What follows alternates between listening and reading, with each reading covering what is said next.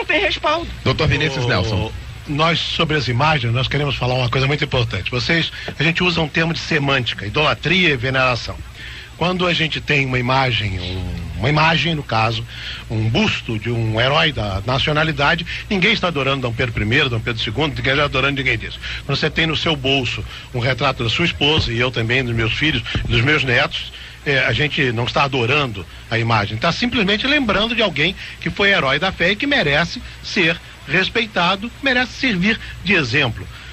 Quando é muito comum dizer assim, o Papa canonizou fulano de tal, o cara já era santo de qualquer jeito. O Papa colocou num cânon, num livro, o nome de alguém que podia servir de exemplo, só isso, não transformou ele em santo na hora que canoniza. Isso é uma palhaçada, isso é besteira de jornal, de mídia, de Globo, de um monte de besteiras. A questão de uso de imagens é muito engraçada. Eu estou aqui com um livrinho, inclusive, de Estevão Bittencourt, que é um cara muito inteligente, que está doente agora, já esteve aqui algumas vezes. Eu sei que é um homem, foi ele que mandou vir aqui, ele é um cara maravilhoso. É uma coisa muito relativa ao Antigo Testamento, ao Citizenleben. Vocês têm que ver de acordo com a circunstância da época.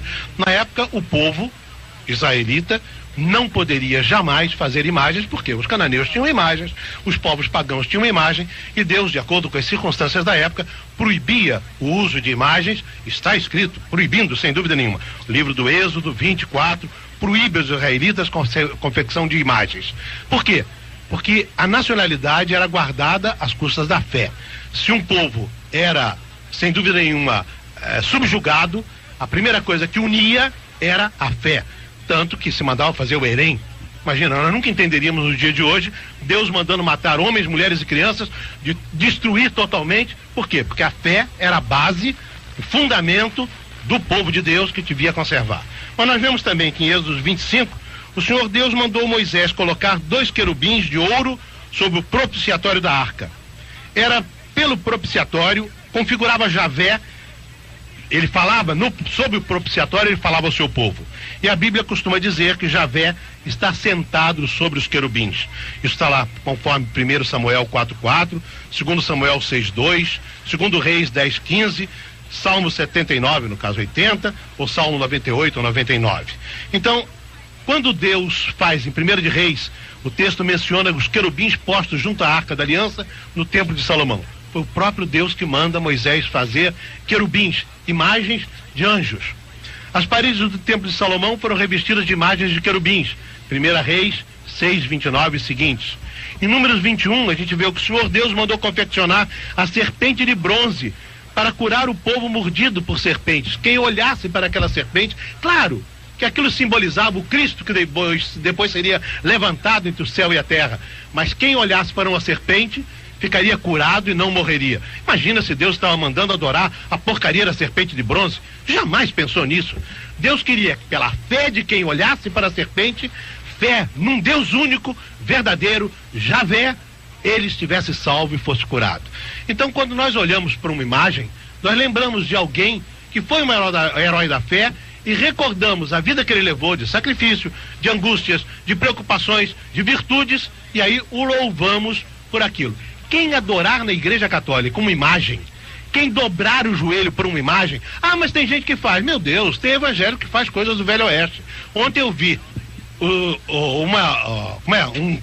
painel num carro da Igreja Anglicana. Então por que essas picuinhas que nós mantemos ainda a diferença, a brigar por coisas que você não me conhece, eu não te conheço, e ficamos dizendo as coisas que dizem de nós? Quando o magistério da igreja, leiam qualquer documento do Concílio Vaticano II, não diz absolutamente nada disso.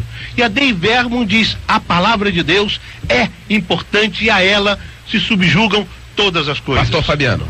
Primeiro, eu vejo uma incongruência histórica nas colocações que foram feitas em relação a Maria.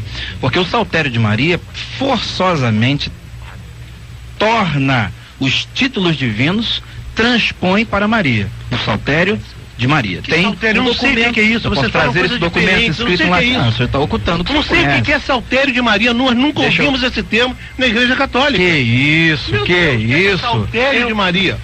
Eu gostaria. Deixa eu prosseguir. Fala, pastor Aí, Fabiano. tá vendo? A questão é a seguinte: ocultar a verdade Saltério de Maria é um documento histórico que todos os católicos estudiosos... Eu nunca ouvi falar nisso, precisam pastor. ir para a academia Vocês católica inventam estudar. uma coisa nossa que nós não conhecemos. Eu quero ler o documento do Vaticano II. Ele diz que tem no documento, eu tenho aqui o documento, eu quero ler o documento. Aqui é documento, aqui não é blá blá blá. Outra coisa que eu queria deixar bem claro aqui é que eu nunca vi Deus no Antigo Testamento mandar ninguém se dobrar diante de querubim, de arca.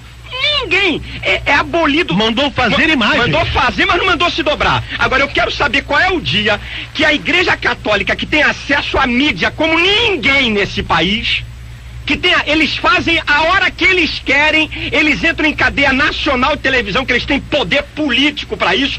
Eu nunca vi um líder religioso, desculpe a expressão, me engana que eu adoro, chegar para a população brasileira e dizer assim: atenção, católicos, não se dobre diante de nenhuma imagem. Mas, meu Deus, adorem isso se diz na igreja sempre. Amigo, olha, só esqueceram de falar. Você falou que nós temos um feriado de Nossa Senhora Aparecida.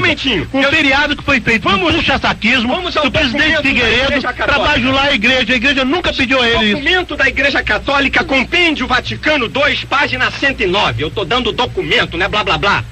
A bem-aventurada Virgem Maria, bem-aventurada, diz em São Lucas, Virgem Maria me chamarão bem-aventurada. Virgem Maria até Jesus, que depois ela teve filhos, a Bíblia mostra isso. Não acredito nisso.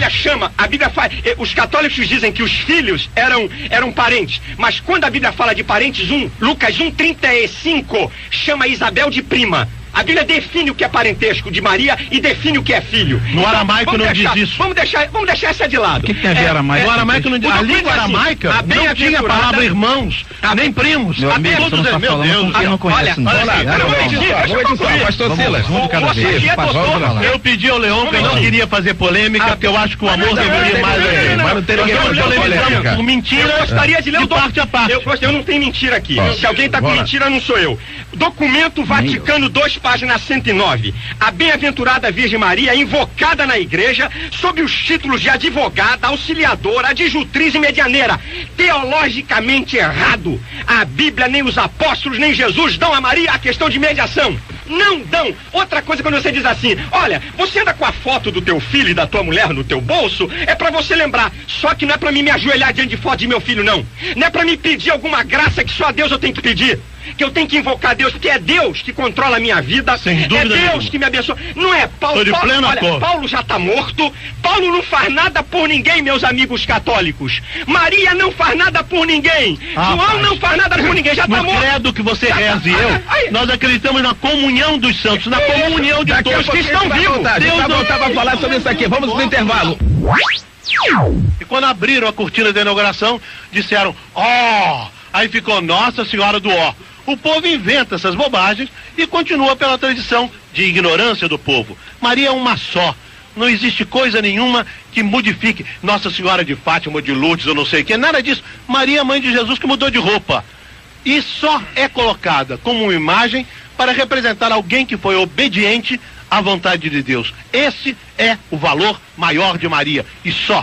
E se você se ajoelha e adora Nossa Senhora, você não é católica. Você é excomúnio, fora da comunidade, porque a tua igreja católica nunca ensinou a adorar uma criatura, só Deus.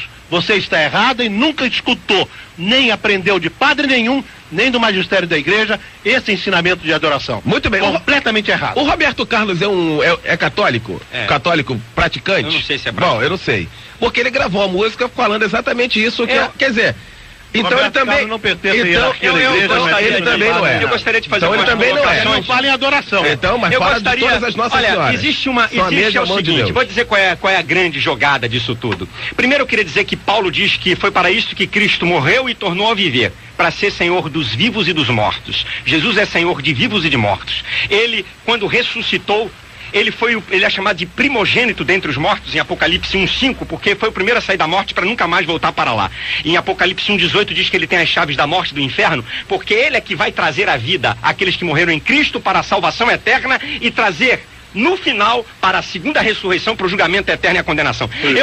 Eu gostaria só de dizer que eu queria aproveitar aqui em alto e bom som e oferecer meu programa em rede nacional para a maior autoridade da Igreja Católica e no meu programa de graça durante um mês e dizer, em rede nacional de televisão, olha, tá aqui, podem levar os amigos aqui para o maior líder da Igreja Católica no país, durante 30 dias eu vou dar o meu programa para ele dizer, católicos, não se dobrem diante de imagem nenhuma. Amém. Católicos, não peçam a nenhum santo nada, porque é só Jesus. Olha, eu estou oferecendo meu programa, porque a grande verdade